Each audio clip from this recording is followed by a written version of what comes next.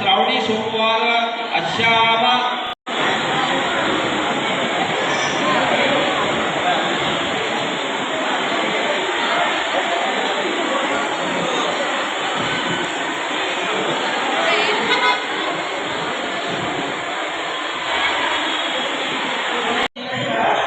शाळे दाम्पत्याने आमच्या ते भावाच्या पाठीमागे जावा एक जण पांढरी मुलगा नाही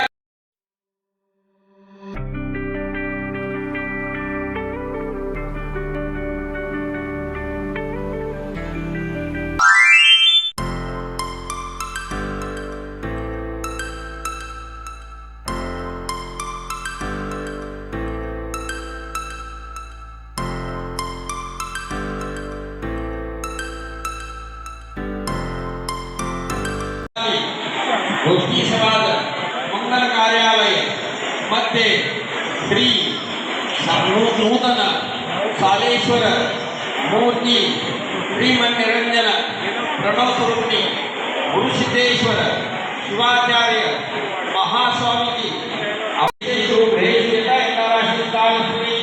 एवं गुणविशेषण विशिष्टायां शिवपुण्यतिथो अग्रे मम आत्मना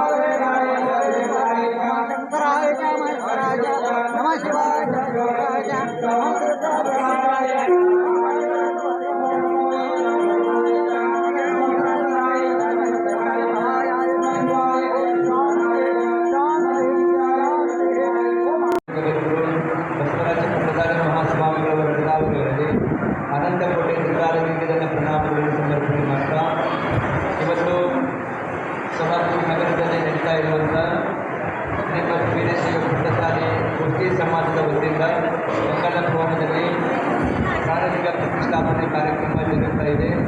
ಈ ಕಾರ್ಯಕ್ರಮಕ್ಕೆ ಮೊನ್ನೆಯವರೆಲ್ಲರೂ ಸಮಾಜದಲ್ಲಿ ಭಗವದ್ಗೀತಾವನ್ನು ಮಾಡಿದರು. ಏನಂತಂದರೆ ತಾವು ಕಾರ್ಯಕ್ರಮಕ್ಕೆ ದಯಮಾಡಿಸಿ ಪ್ರಾಣ ಪ್ರತಿಷ್ಠಾಪನೆ ನೆರವೇರಿಸಿಕೊಡ್ಬೇಕು ಅಂತ ಹೇಳಿ ಅಂದಿದ್ರು. ಹಾಗಾಗಿ ಇವತ್ತು ಪ್ರತಿಯೊಬ್ಬ ಮನುಷ್ಯನಿಗೂ ಕೂಡ ನಾವೆಲ್ಲರೂ ಸಮಾಜದವರು ವ್ಯಕ್ತಿಗಳಾಗಿರುವುದರಿಂದ ನಾವು ಮೊದಲು ಏನು ತಿಳ್ಕೊಬೇಕಂತಂದರೆ ಗುರುವಿನ ಸಂಬಂಧವನ್ನು ತಿಳ್ಕೋಬೇಕು. ಇಡೀ ನಮ್ಮ ಭಾರತ ದೇಶದಲ್ಲಿರುವಂಥ ಎಲ್ಲ ಕುಷ್ಟಿ ಸಮಾಜ ಆಗಲಿ, ಪಟ್ಟಸಾಲಿ ಸಮಾಜದಾಗಲಿ, ಯಾರೇ ಹೆಣ್ಮಕ್ಳಾಗಲಿ ಗಂಡು ಮಕ್ಕಳಾಗಲಿ ಎಲ್ಲರಿಗೂ ಕೂಡ ನಮಗೆಲ್ಲರಿಗೂ ಗುರುಗಳು ಯಾರು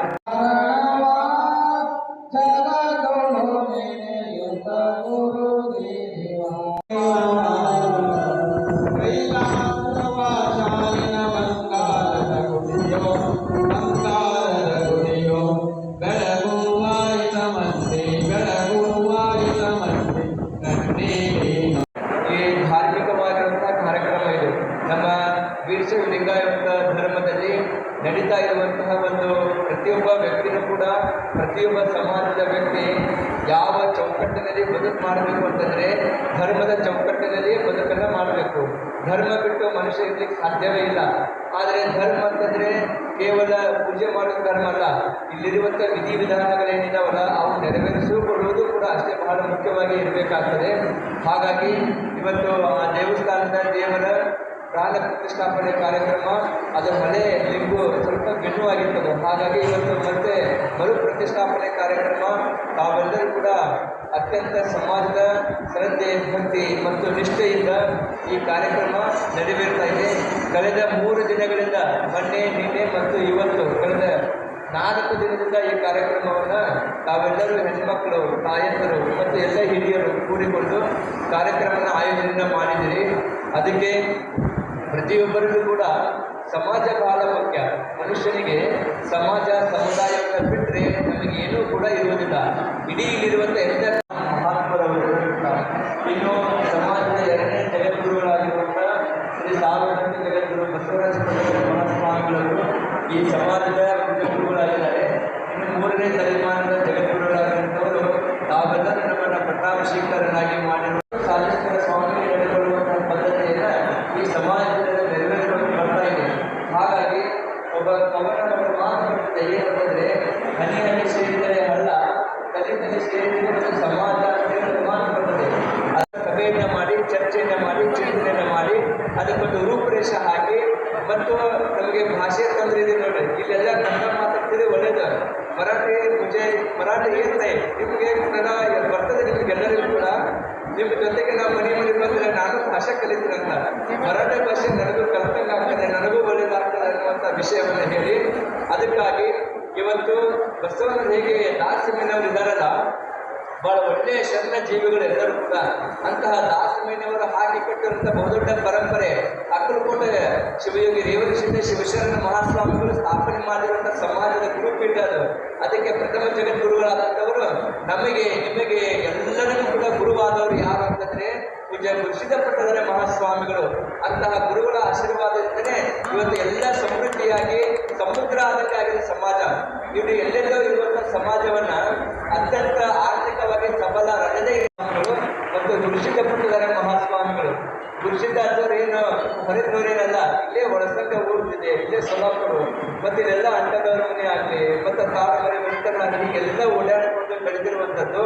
ಹಾಗಾಗಿ ನಾವೆಲ್ಲರೂ ಕೂಡ ಒಂದು ಮಠದ ಗುರುಗಳು ಮತ್ತು ಭಕ್ತರು ಸಂಬಂಧ ಬೆಳಿಬೇಕಾಗ್ತದೆ, ಭಾಗಿಯಾಗ್ತದೆ.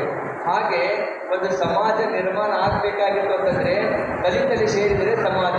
ಇಲ್ಲಿರುವಂಥ ಸಾವಿರಾರು ತಲೆಗಳು ಸೇರಿದರೆ ಒಂದು ಬಹುದೊಡ್ಡ ಸಮಾಜವಾಗಿದೆ ನಿರ್ಮಾಣ ಆಗ್ತದೆ.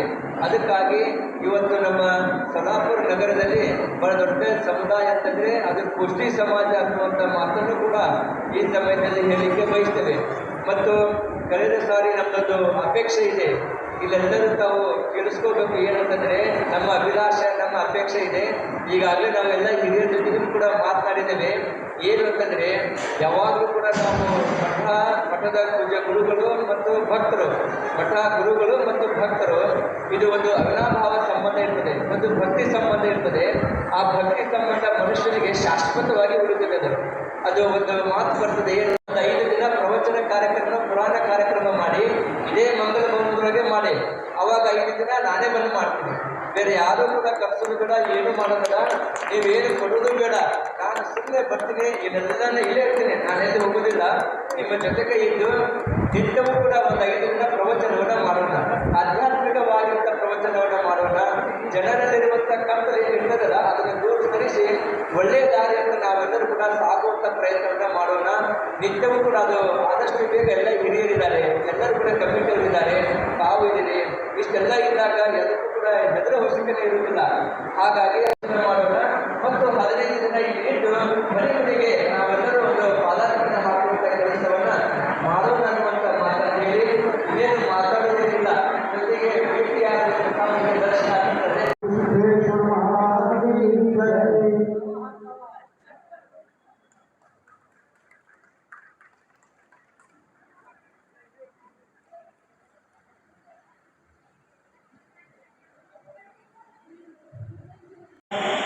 सारे दाम्पत्याने भेट म्हणून दिलेले आहे.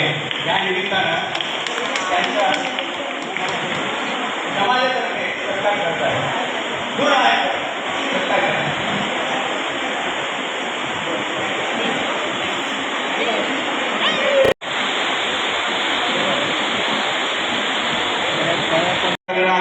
तरी सर्वांना विनंती आहे की आपण सर्वांनी महाप्रसादाचा आस्वाद घ्यावा ही नम्र विनंती. धन्यवाद.